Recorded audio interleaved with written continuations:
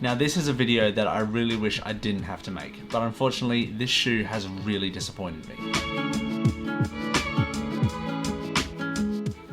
Hello and welcome, this is Best Foot Forward Shoes. My name is Harrison Cable. Thank you so much for checking out this video. If this is your first time here on the channel, we have a podcast, we do some cool short videos. Thank you so much for checking out this video. It's super appreciated. I know the internet is a vast landscape where you could have clicked on any single video today, but I really appreciate you clicking on this one and checking out this video. Unfortunately, it is not a happy experience that I have to bring you today. I usually try and be very positive on this channel. I try and be pretty forgiving and upbeat about the shoes that I review. There aren't too many that have disappointed me over the last couple of years of collecting sneakers, but unfortunately this one, as I will explain, is one of the more disappointing ones. So if you're unaware about this silhouette, this is the PG Crisp from Playground Store in Japan. In my efforts to diversify my sneaker collection and try out different brands and different styles, I have reached towards the Japanese side of the fashion game and fashion internet, and this was a colorway that dropped just at the end of last year of a new silhouette that they have created, the PG Crisp. It's mainly consisting of this hiking style outsole, this leather overlay around the outer, and these two suede panels which are connected by a zip, and also a hiking lacing system. So Playground Store in Japan is a small boutique of which I have bought a couple of pairs of shoes from before. Two mixed results so far. So I did buy the PG Oliver, which did sort of fit me a little bit snug, so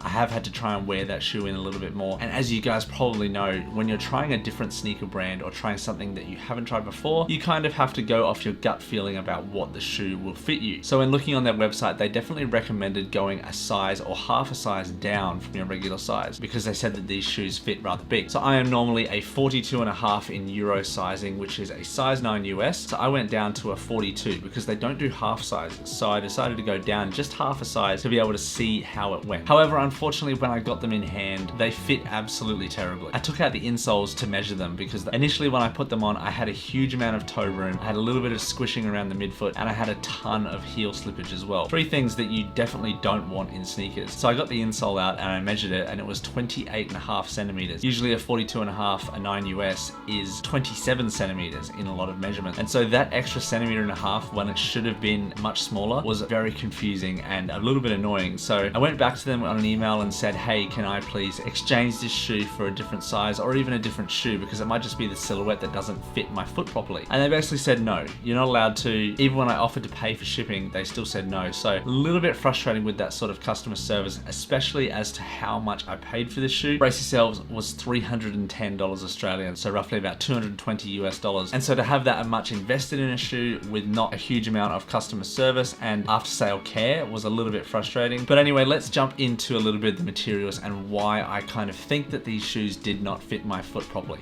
So here we go, here's the box. It is a very, very plain cardboard box. As you can see, there is a little bit of PG branding right there, and as you can see, I did get a 42. You can see it's crossed out there. As you can see, opening up, there are two shoes, which is good because I have 2 feet. There we are, here are the shoes. I will give it to them. They do look very nice. Like, that's mainly the reason why I bought them, is because they look really nice, and also because they have a unique sort of lacing system with this grip lock lace. So that's pretty much the reason why I bought them, is because they look so different and look so cool. Looking at some of the materials, as you can see, this vibram sole, this traction pattern is very, very nice. It is obviously hiking inspired. It's very, very cool. As you can see, I haven't put a lot of wear in it, but obviously these lugs are going to wear down the more you wear them. Moving up towards the upper, you have this leather chocolatey brown overlay, which is a very, very nice brown tone. If you've watched any of my videos over the last year, you know that brown is one of my favorite colors, especially on shoes and also clothing. Then you can see this suede paneling, which is very, very nice. It's very good quality, short haired suede. It also has a leather backing moving towards mesh and a little bit of padding around the inner lining right here. You have the tongue in this sort of black suede with the grip lock system right in the center. Like I said before, these did not fit very well at all. I had to tighten this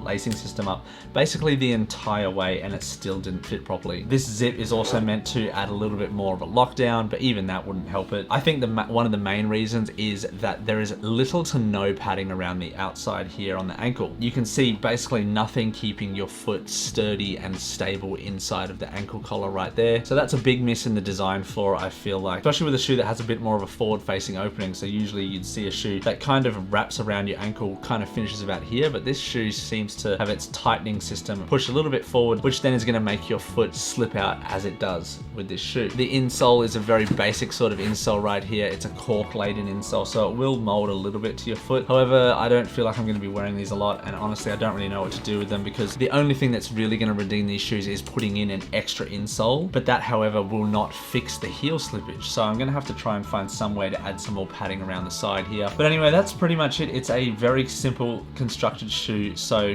to be honest I feel a little bit ripped off with them. They definitely don't fit properly. Their comfort is not incredible, and so for the price tag I don't think these are a good value for money at all. So there we have it, the Playground Store PG Crisp. This is actually the second video that I've done on this one. The first one I did felt like it was a little bit too harsh, and so I scrapped it and refilmed it like today, and my feelings really haven't changed. I just feel like my tone is a little bit more calm. I'm less angry about what's happened with this shoe. But yeah, overall I would definitely not recommend buying this silhouette. There are silhouettes that they do have that I could give other recommendations about sizing. However, this shoe, even if you went down a full size, there was still a ton of heel slippage, and you're going to start to run into issues around the midfoot and squeezing your foot. So overall I would not recommend getting this shoe. Unfortunately, that's just my unbiased opinion, and real life sometimes dictates that you have to be honest about pairs of shoes. So sorry Playground Store, I just did not feel this one. Anyway, thank you so much guys for watching. It's really appreciated. Hit subscribe just down below if you feel like it. It really helps the channel if you give it a like as well. Trying to put out more videos and create more sneaker content over the next year. So thank you so much to everybody. You have a good day.